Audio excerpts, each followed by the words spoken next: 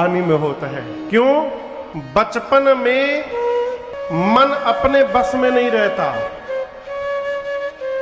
बुढ़ापे में शरीर अपने बस में नहीं रहता, लेके बचा क्या बचा फिर? जवानी। ये जवानी ही है जो सब कुछ करने के लिए बनाई गई है। आपको उदाहरण देता हूं, ये किसका पुष्प है? दिखाई देता ना? दूसरा प्रश्न, ये अभी कली है कि मुरझा गया है? कहिए कहिए, मुरझा गया है? कली है? नहीं, खिला हुआ है। न कली ही है न मुरझाए हुआ है। क्या ये कली रहता तो भगवान पर अर्पित किया जाता? कहिए नहीं। 4 दिन बाद जब ये मुरझा जाएगा तो क्या भगवान पे चढ़ाने लायक रहेगा? कहिए नहीं। 4 दिन पहले जब ये कली था तो इसका बालपन था, बचपन। 4 दिन बाद जब ये मुरझा जाएगा तो इसका बुढ़ापा आ जाएगा।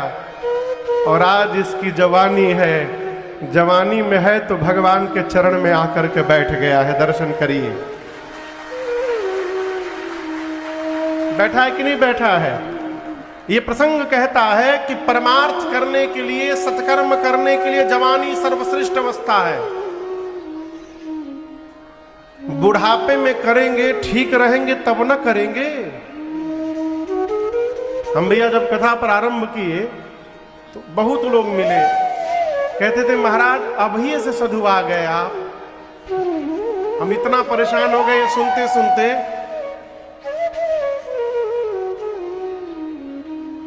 गांव में, हमारे बगल में गांव है ताली, वहां कथा चल रही थी 2012 में। आप थे उस कथा में? आप नहीं थे उस समय। तो मेरे गांव से 1.5 किलोमीटर की दूर पर, तो मेरे गांव की बगल की दादी ओदी, घर के बगल की दादी ओदी गई थी लो सुनने के लिए। तो सुन करके वापस पैदल आ रही थी, तो और भी दूसरे गांव की माताएं साथ में थी लोग, तो आपस में सब बात कर रही थी। दादी हमको बता रही थी, माताएं का बोले बताओ का उम्र बा अभी, यही बेरा घर द्वार छोड़ के साधु बन गई नहीं, यहाँ के आगे कोनिंगा चली ये दादा। हमसे कई लोग मिले, कहे कि महाराज इतनी अभी आप साधु हो गए। एक लोग से उन्हें पूछा कि कब होना चाहिए था? बोले 60 के बाद। मैंने दोबारा प्रश्न किया, ऊपर से एग्रीमेंट होके आया है का कि 60 तक रहना है यहां पर? है? किसका एग्रीमेंट है? इस धरती पर केवल एक परीक्षित जी महाराज थे जो दावे के साथ कह सकते थे कि हम 7 दिन नहीं मर सकते। केवल एक परीक्षित जी थे जो कह सकते थे कि हम 7 दिन के भीतर किसी कीमत पर नहीं मर सकते, क्योंकि उनको पता था कि 7 दिन बाद तक्षक नाग डसेगा और मैं मरूंगा। उनके को छोड़कर कोई नहीं दावा कर सकता। प्रातः स्मरणीय पूज्य श्री गीता कुटीर हरिद्वार भिक्षु जी महाराज कहते हैं, अरे किस धुन में बैठा बावरे और तू किस मद में मस्ताना है, वो सोने वाले जाग जा संसार मुसाफिर खाना है, वो सोने वाले जाग जा संसार मुसाफिर खाना है। किस धुन में बैठा बावरे, किस धुन में बैठा बावरे, किस मद में तू मस्ताना है, वो सोने वाले जाग जा संसार मुसाफिर खाना है, वो सोने वाले जाग जा संसार मुसाफिर खाना है।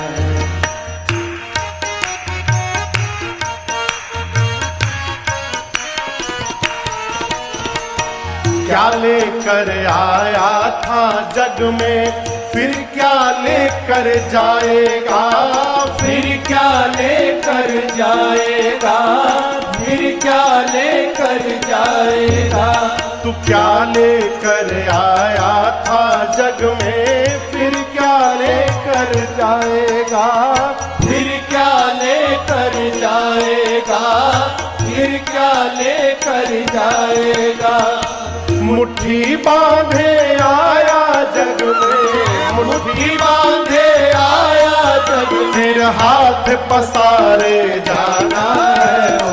सोने वाले जाग जा, संसार मुसाफिर खाना।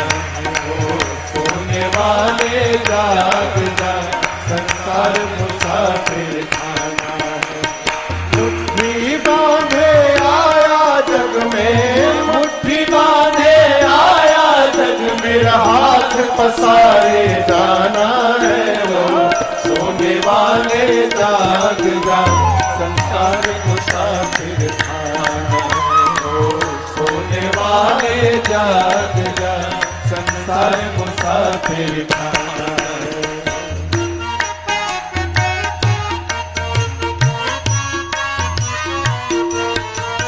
कोई आज गया, कोई कल गया, कोई चंद रोज में जाएगा, कोई चंद रोज में जाएगा, कोई चंद रोज में जाएगा। कोई आज गया, कोई कल गया, कोई चंद रोज में जाएगा, कोई चंद रोज में जाएगा, कोई चंद रोज में जाएगा।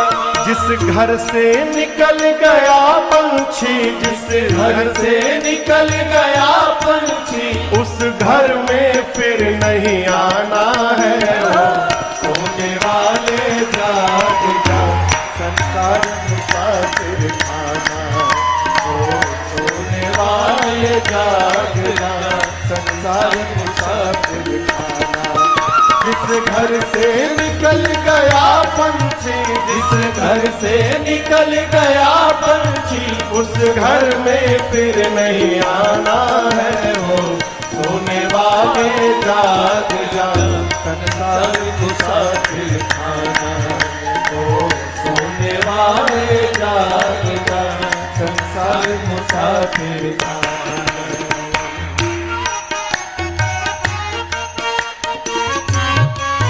भिक्षु जी कहते हैं, कहे भिक्षु यति हरि नाम जपो, फिर ऐसा समय न आएगा, फिर ऐसा समय न आएगा, फिर ऐसा समय न आएगा। कहे भिक्षु यति हरि नाम जपो, फिर ऐसा समय न आएगा, फिर ऐसा समय न आएगा, फिर ऐसा समय न आएगा। पाकर कंचन सी काया को, पाकर कंचन सी काया को, फिर हाथ मीज पछताना है। सोने वाले जाग जा, संसार मुसाफिर खाना। सोने वाले जाग जा, संसार मुसाफिर खाना। किस धुन में बैठा बाबा, किस धुन में बैठा बाबा, किस्मत में तू मस्ताना है। सोने वाले जाग जा, संसार मुसाफिर खाना। सोने वाले जाग जा, संसार मुसाफिर खाना। सोने वाले जाग जा, संसार मुसाफिर खाना।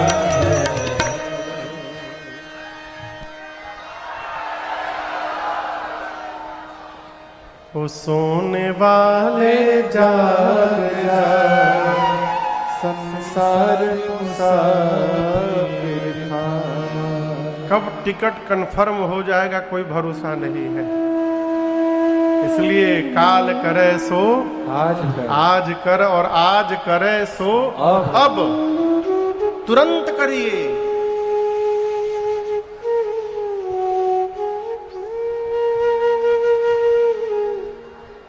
भगवान विवाह करके अवध वापस आए। गोस्वामी जी कहते हैं, जबते राम ब्याही घर आए, अवध में नित नव मंगल मोद बधाए। श्री अवध में भगवान के आने के बाद नित्य आनंद महोत्सव चल रहा है। और आपको बताऊं ये बधाई महोत्सव कितने दिन चला भैया? कितने दिन तक राम जी के आने के बाद बधाई उत्सव चला? 11 वर्ष तक। कितने दिन तक? 11 वर्षों तक उत्सव चल रहा है। अयोध्यावासी सब प्रकार से सुखी हैं और नित्य भगवान शंकर से प्रार्थना करते हैं, बाबा आप ही ऐसा कुछ करिए, आप अक्षत अपने रहते युवराज पद, राम ही देऊ नरेश। महाराज अपने जीवित रहते राम जी को युवराज पद पर बिठा दे। हे भगवान शंकर, हम लोगों की इच्छा ये पूर्ण करिए। और आपसे कहूं, प्रजा राजा की संतान होती है। संतान जैसा चिंतन करती है, माता पिता को उसका आभास हो जाता है? प्रजा सोच रही है अवध की कि यदि महाराज राम को युवराज बना देंगे तो कितना दिव्य होगा। और प्रजा का ये भाव महाराज तक पहुंच गया। कैसे पहुंचा? एक दिन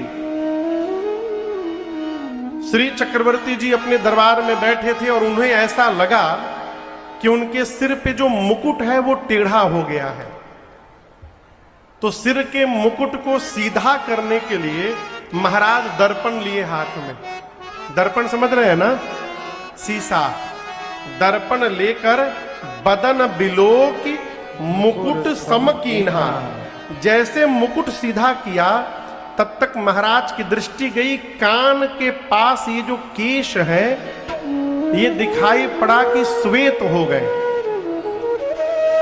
और ये श्वेत केश महाराज के कान में प्रवेश करके उपदेश कर रहे हैं कि महाराज हम लोग अपना रंग बदलना प्रारंभ कर दिए, आप अपना रंग कब बदलेंगे?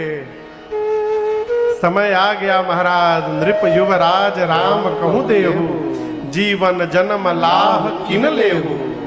जैसे मन में भाव आया महाराज के, महाराज दौड़ कर गए। कहां गए? गुरुदेव भगवान के पास जाकर दंडवत किए और कहे, गुरुदेव हम चाहते हैं कि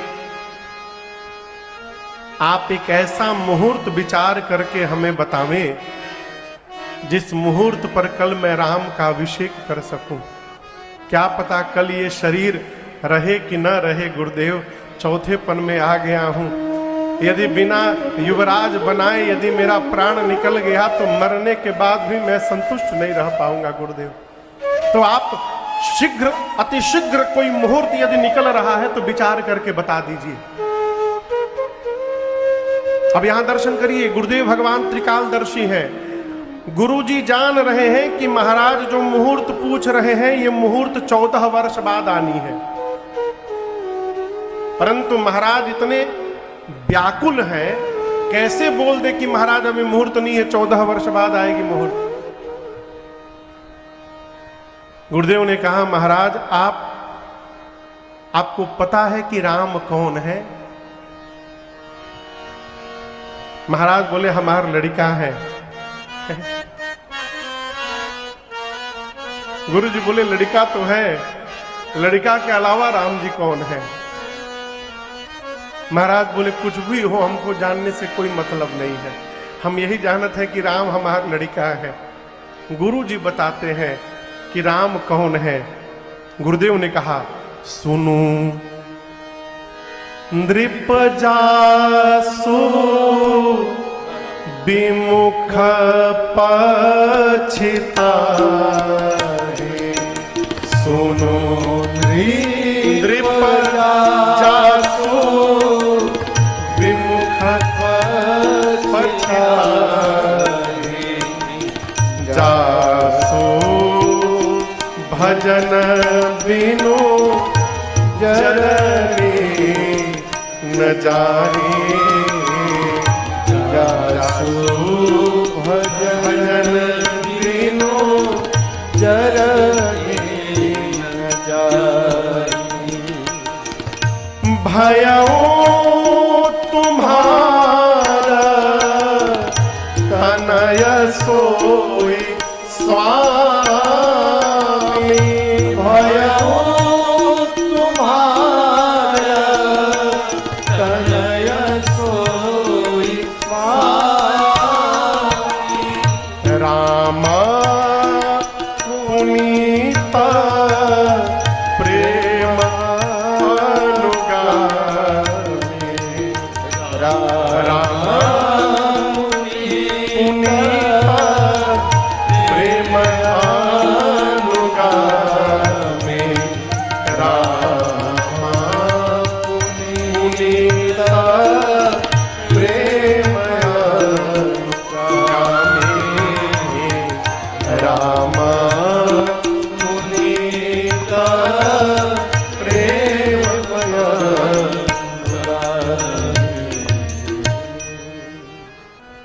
क्या कहा गुरुजी ने? गुरुदेव ने कहा महाराज, जिससे विमुख हो जाने के बाद जीवन का पश्चाताप कभी समाप्त नहीं हो सकता। देखिए, आपसे बुरा ना मानिएगा, सांख्य शास्त्र कहता है, भगवान कपिल अपनी मां देवहूति को सुनाते हुए कहते हैं, मां, जीव जब मां के अपने अंक में रहता है।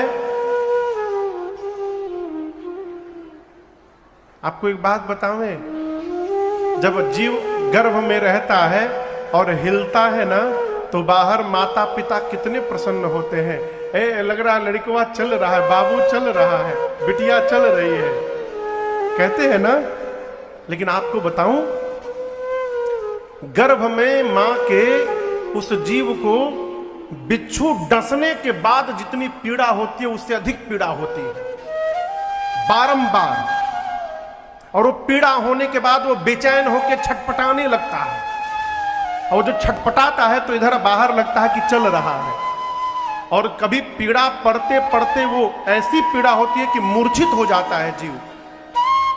तब माताएं अनुभव करेंगी, लगता है कि बहुत देर से हिला नहीं है, माताएं ठोकती हैं, हिल क्यों नहीं रहा है? क्यों? वो मूर्छित है, इतनी पीड़ा होती है। 9 महीने बाद जब जन्म लेने का समय आता है, तो भगवान कपिल कहते हैं मां से, मां, जन्म के ठीक पहले हर मां के गर्भ में भगवान उस जीव को अपना दर्शन देते हैं।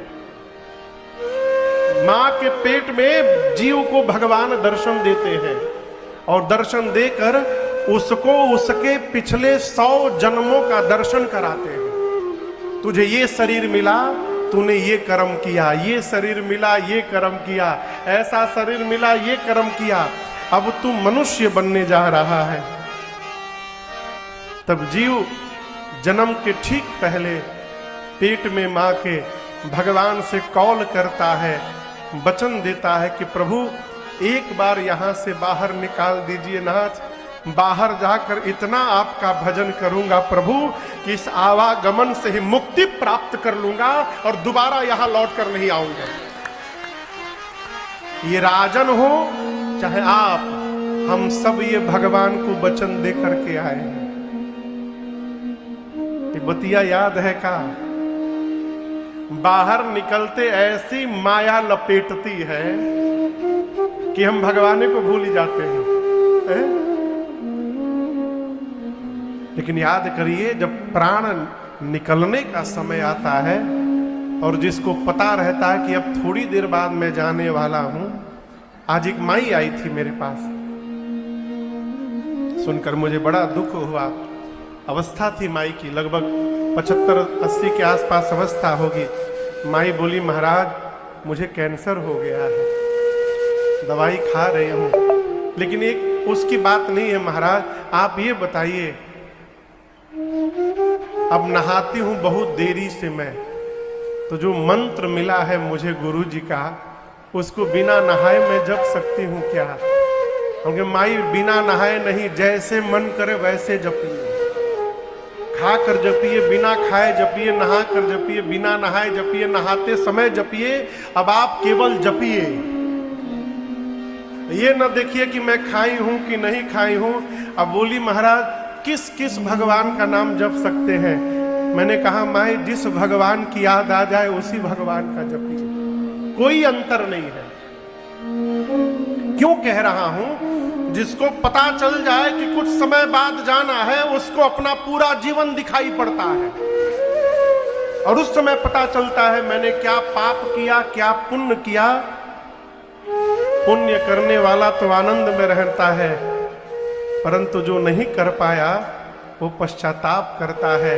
उसी के लिए कहते हैं कि मन पछतई है अवसर बीते, अरे मन पछतई है अवसर बीते। वही गुरुदेव भगवान कहते हैं महाराज जिससे विमुख हो जाने के बाद जीवन का पश्चाताप समाप्त नहीं हो सकता, जिसके भजन के बिना हृदय का ताप मिट नहीं सकता। महाराज पूछे आप किसकी बात कर रहे हैं गुरुजी? गुरुदेव ने कहा महाराज भयऊ तुम्हारा तनय सोई मैं जिसकी बात कर रहा हूं वही जगत का स्वामी महाराज आपका बेटा बना हुआ है, राम है। भयऊ तुम्हार तनय सोई स्वामी। महाराज पूछे कि जगत का स्वामी मेरा बेटा कैसे बन गया? गुरु जी उत्तर देते हैं राम पुनीत प्रेम राम जी पवित्र प्रेम के अनुगामी है। अनुगामी समझ में आ रहा है? अनुगामी किसको किसको समझ में आ रहा है? कोई बात नहीं, अब सुनिए। अनुगामी का अर्थ है पीछे पीछे चलना। अब समझ में आया क्या बहनों? ना बुझाई। अनुगामी मने पीछे पीछे चलना। गुरु जी ने कहा राम पुनीत प्रेम अनुगामी, राम पवित्र प्रेम के अनुगामी है। फिर कहता हूं ज्ञान यदि होगा आप राम के पीछे दौड़िएगा, प्रेम यदि हो गया राम जी आपके पीछे दौड़ना प्रारंभ करेंगे। प्रेम करिए भगवान को, कुछ ना करिए, प्रेम करिए। कैसे प्रेम करें महाराज? अपने जैसा प्रेम करिए, अपने जैसा प्रेम। प्रेम यदि हो गया ना, इसी जीवन में भगवान मिल जाएंगे, अगला जीवन नहीं लेना पड़ेगा, इसी जीवन में। अरे वो तो